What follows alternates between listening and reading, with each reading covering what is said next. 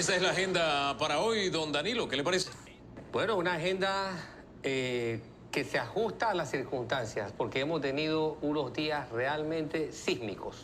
Sísmicos. Y no sé si esta entrevista vaya a ser sísmica. Suele ser como el personaje. Pero por lo menos es un hombre que pisa fuerte con sus opiniones. Señor presidente, bienvenido. Muchas gracias. Un gusto estar con ustedes siempre. ¿Qué balance hace usted de cómo vamos a cerrar este año? Panamá, ¿cómo cierra este año? ¿Cómo siente al país? Para ser positivo, vamos a decir que vamos a cerrar mejor que el año pasado. No que el antepasado, pero sí que el pasado. Yo pienso que estamos en un proceso de recuperación con unos parámetros muy diferentes. Tú ves que hay crecimiento, pero no hay un aumento significativo del empleo, por ejemplo. Pareciera ser que la pandemia nos ha dejado, aparte de los rastros negativos, nos ha dejado cosas diferentes, como el teletrabajo. Y hay otras cosas que sí me preocupan, como por ejemplo el que hayamos tenido por tantísimo tiempo las escuelas cerradas, sin ninguna justificación. ¿Cómo vamos a pagar eso, el país? ¿Qué factura nos va a pasar el tiempo el haber tenido 2 años las escuelas cerradas, presidente? ¿Tú te imaginas el daño que se le ha hecho a esos niños y a esos jóvenes con 2 años de que aprendiendo por un celular, que en muchos casos ni siquiera tienen la señal o los padres no pueden pagarle el costo? El daño es fundamental, es grandísimo. Yo no sé, a veces a mí me da por pensar que sería mejor tirar el año olvidarlo. Es decir, tú sabes, no se dio este año. El que está en tercer grado va a tercer grado el año entrante. Porque es que el daño que se ha hecho es muy grande para la formación de esa juventud. Sería como que en masa repitiéramos el año. Yo pienso presidente, que debiera ser es más positivo para los jóvenes, aunque pierdan un año más, que lo repitan.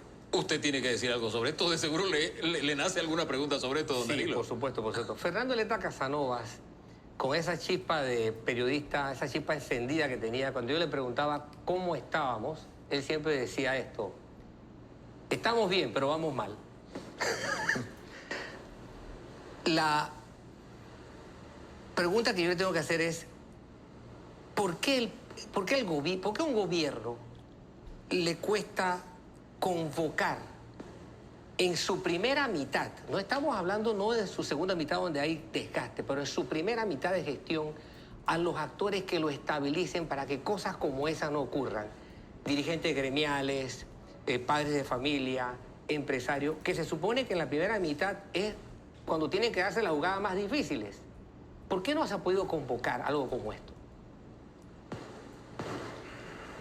Danilo, no, yo no tengo respuesta. Honestamente no lo sé. Las veces que yo he podido conversar con los actuales dirigentes, le he propuesto que haya una serie de reuniones, de conversatorios con los actores de los diferentes temas para poder ir generando un consenso de las cosas que debiéramos hacer como Estado, que debiéramos hacer a futuro. Ni siquiera con los pasos inmediatos del gobierno. Tú sabes que el gobierno pues ya está a mitad de camino. Pero aceptan la idea, pero no se concreta. Cuando usted fue presidente, veníamos de un clima anti-PRD al máximo. Al máximo, al máximo, al máximo. Pero yo no sé de dónde salió esa genialidad que le puso a su gobierno el apellido de gobierno de concertación. Sí. Y convocó a actores que eran adversarios suyos. Sí. ¿Cómo lo logró? ¿Qué magia hizo? Veníamos de una época muy difícil, obviamente, de todo el enfrentamiento de la década del 80, que fue un enfrentamiento de la sociedad contra los militares, es decir, contra la dictadura de Noriega y todo lo que pasó, y luego la invasión. Entonces estaba muy crispada la opinión pública a favor y en contra. Honestamente, yo no sé si aquel fue el momento más difícil del PRD o si es el actual. Yo creo que nosotros estamos en un momento diferente, pero quizás tan difícil como aquel. Y creo que cabría perfectamente bien hacer un ejercicio de concertación. Es decir, el gobierno no pierde absolutamente nada con invitar de buena fe a las personas que se le oponen para en una mesa de conversación y diálogo establecer parámetros que podamos seguir conjuntamente para evitar sobre todo aquello de que yo hago esto e inmediatamente el 60 o el 70% de la población está en contra. Si tú lo concertas, si tú lo hablas, hombre, lo negocias si quieres, con los diferentes factores, yo creo que se toma un poquito más de tiempo, pero se logra muchísimo más. Ese vacío o ese cometido lo podría llenar un diálogo bicentenario, que es lo que convocó el gobierno. Bueno, el diálogo bicentenario yo creo que va a ser productivo, Hugo, pero el vacío lo tiene que llenar el presidente de la República. Ese es mi pensamiento. Yo creo que es él el que tiene que dar la cara, es él el que tiene que convocar, es él el que tiene que hablar, es él el que tiene que proponer. De no hacerlo, la segunda mitad de la administración Cortizo, ¿cómo la ve usted? Perdida, pues. O sea, tuvimos una primera mitad muy afectada por el tema del COVID, totalmente inesperado, y nos ha sentado hacia atrás, años. Entonces, si no tenemos una voluntad de concertación, de hablar, de explicar, de sumar, de integrar, de concertar, yo creo que la segunda mitad va a ser perdida. Ahora, es una encrucijada difícil porque el gobierno ni siquiera tiene partido que lo defienda. Esa es una situación inédita. El partido va por un lado y el gobierno por otra. O a menos que usted tenga una referencia distinta o tenga en memoria que un gobierno puede gobernar sin un piso político. Es muy difícil. Es muy difícil esto. Yo no quisiera hacer ese juicio de que el partido va por un lado y el gobierno va por el otro, porque honestamente, además de que no es conducente a nada positivo, a mí no me consta. Pero sí pareciera ser que hay un descontento con la forma como el gobierno se relaciona con el partido. Y quizás parte de del gran problema es lo que yo señalé al principio, hace muchos años, que el partido no debiera estar en manos de diputados, como en efecto está ese y los otros. Que el partido tiene que tener un dirigente que apoyar y con el cual se pueda negociar y hablar, que es el secretario general y presidente del partido. No se hizo así. Se dijo, no, el partido por su lado y la presidencia por el otro. Bueno, eso es lo que estamos viviendo, el partido por su lado, en manos de diputados que tienen sus propios intereses y el gobierno por el otro.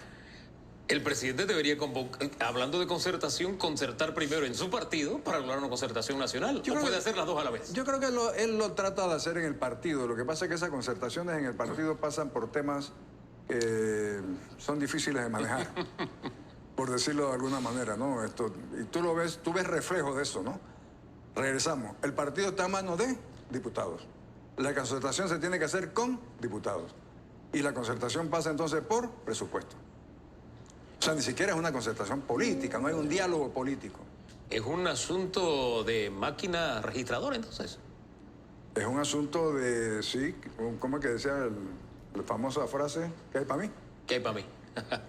Oiga, se me queda de estas primeras palabras que hemos compartido. ¿Quién es el responsable? No hablemos de culpable, pero sí alguien tiene que ser responsable de que estos 2 años en educación hayan sido como son. Y también, de esta primera parte me queda ese crecimiento, esa reactivación económica, ¿cómo la transformamos en empleo?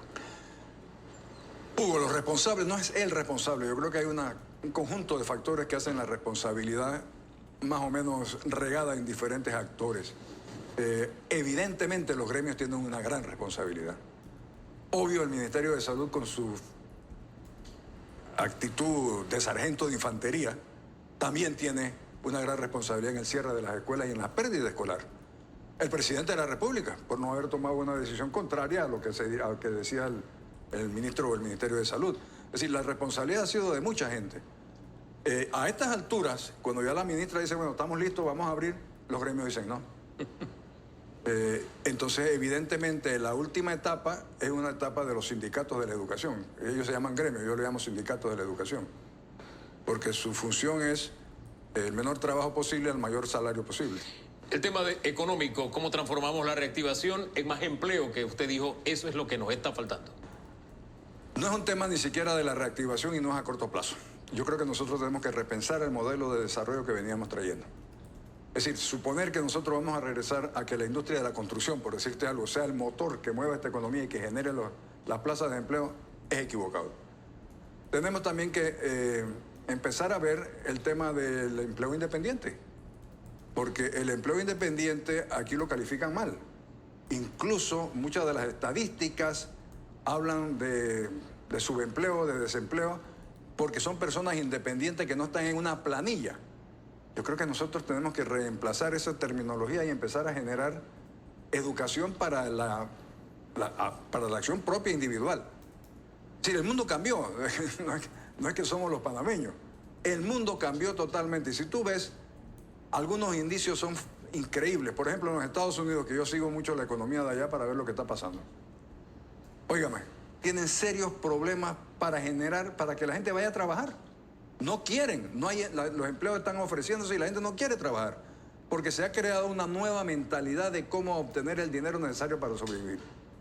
Don Danilo. Sí, ahora se nos están juntando varios monstruos, ¿no? Tenemos el desempleo, tenemos la crisis económica que afectó tanto a la oferta como a la demanda, pero tenemos también una inflación creciente, alimentada no solamente por el incremento del petróleo, sino también por una crisis logística a escala internacional.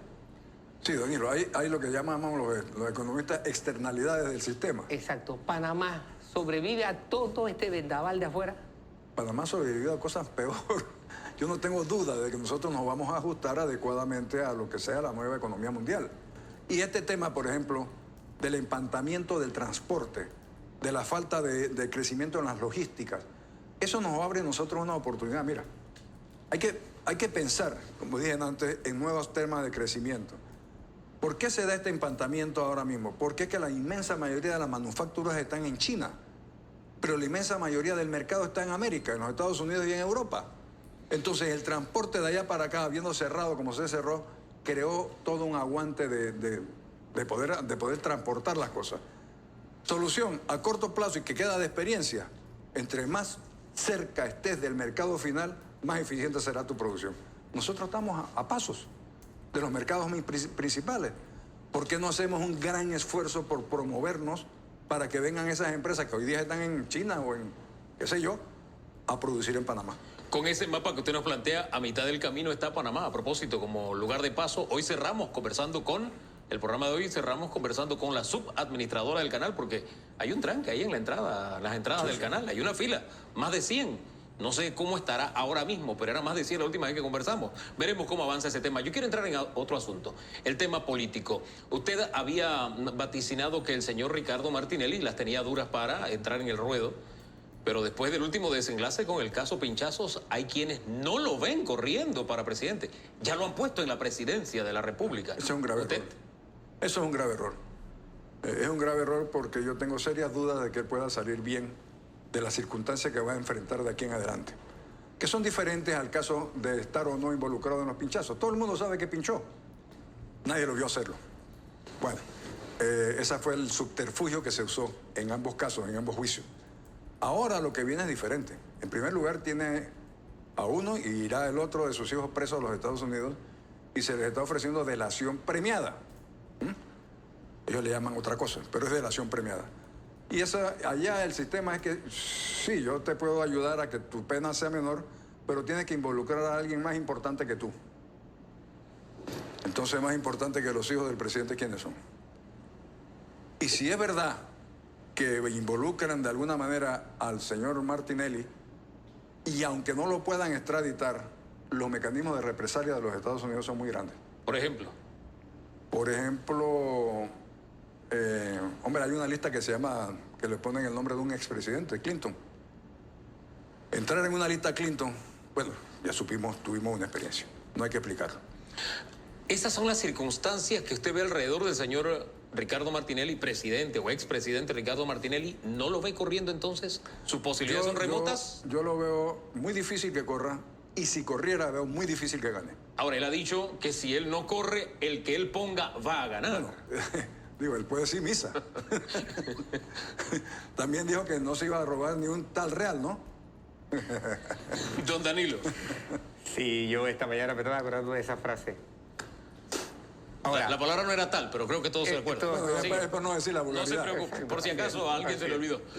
Ahora, una circunstancia en la que los países no entienden lo que representan los grandes poderes mundiales y cómo los poderes mundiales reaccionan. O sea, los poderes mundiales reaccionan contra personas, pero también en ese golpe reaccionan contra estados. La comunidad política de Panamá entiende el problema que se le está cocinando o que se le viene encima con el caso de los hermanos Martinelli. Difícil saberlo, Danilo, ¿ah? Tú como sociólogo debieras saber más de eso que yo.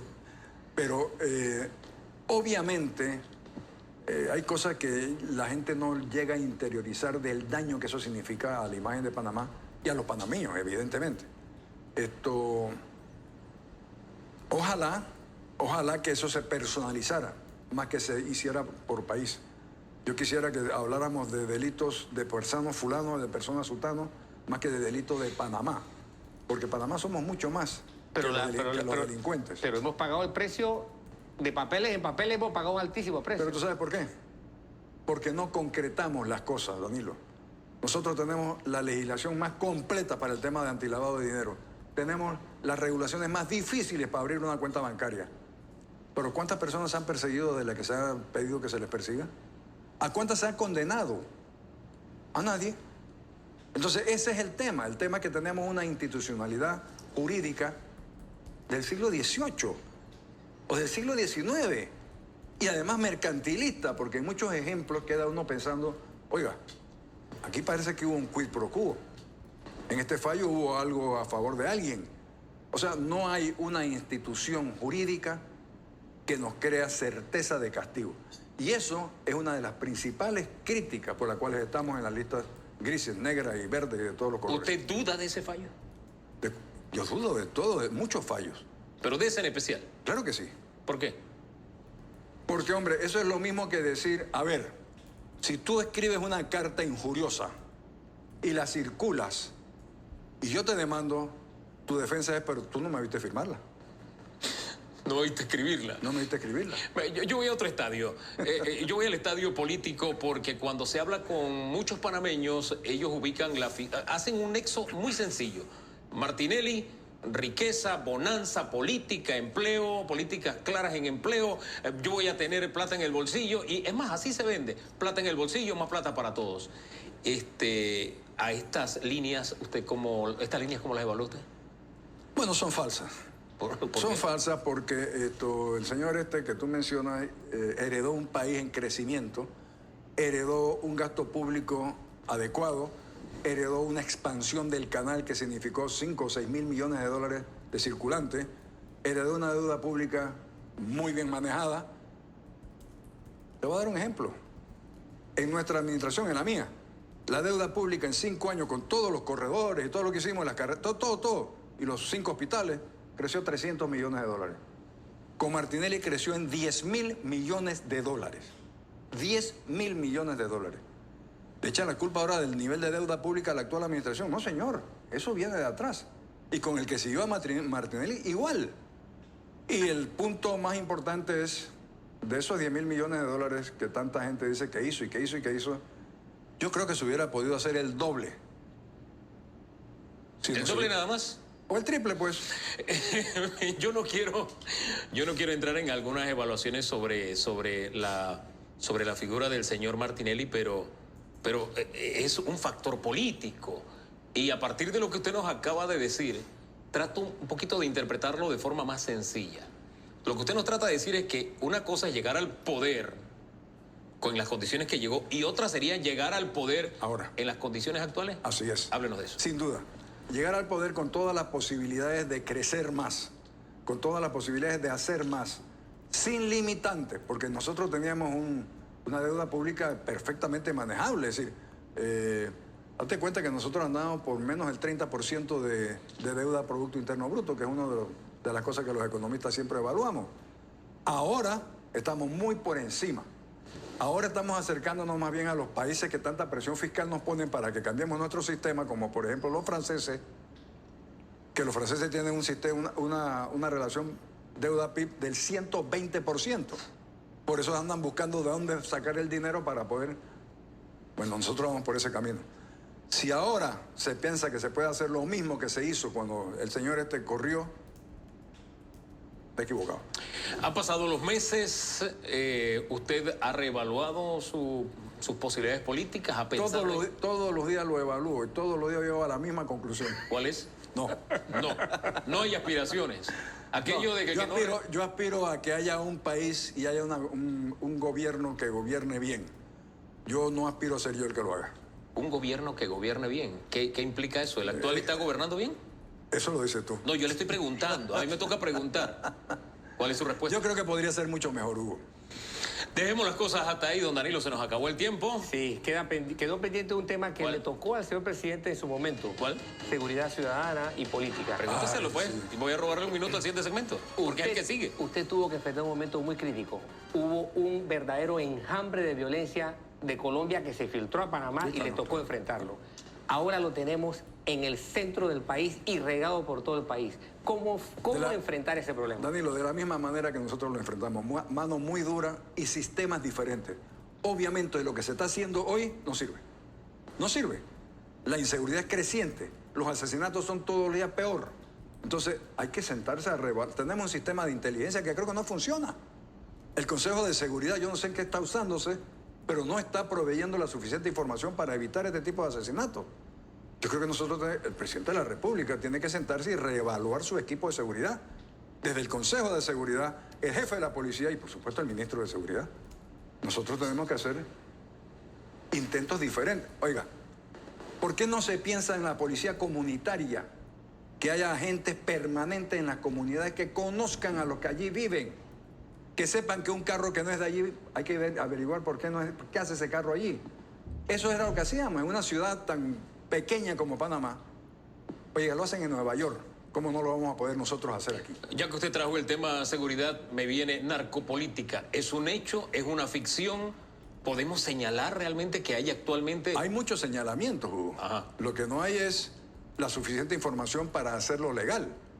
Pero hay los efectos. Por supuesto. Lo que Y no yo- sabemos son las causas. Y yo tengo conversaciones con personas que me han informado que en su momento ellos tenían documentados las relaciones de algunos políticos con narcotraficantes y que nunca se pudo legalizar porque alguien habló. Entonces, es un tema muy complicado. ¿Cómo es eso de que alguien habló? Alguien lo hizo público. Ah, ajá. O sea, los sistemas de inteligencia no son sistemas, no sé, o sea, tú tienes que legalizar, tú tienes que judicializar el sistema. Alguien lo dijo antes. Ya no se puede judicializar. Presidente, gracias por haber estado aquí. Seguimos hablando del tema seguridad en segundos. Gracias por esa amabilidad de siempre acompañarnos. Así inicia debate abierto. En segundos regresamos. Seguridad y narcopolítica es el tema que sigue en agenda.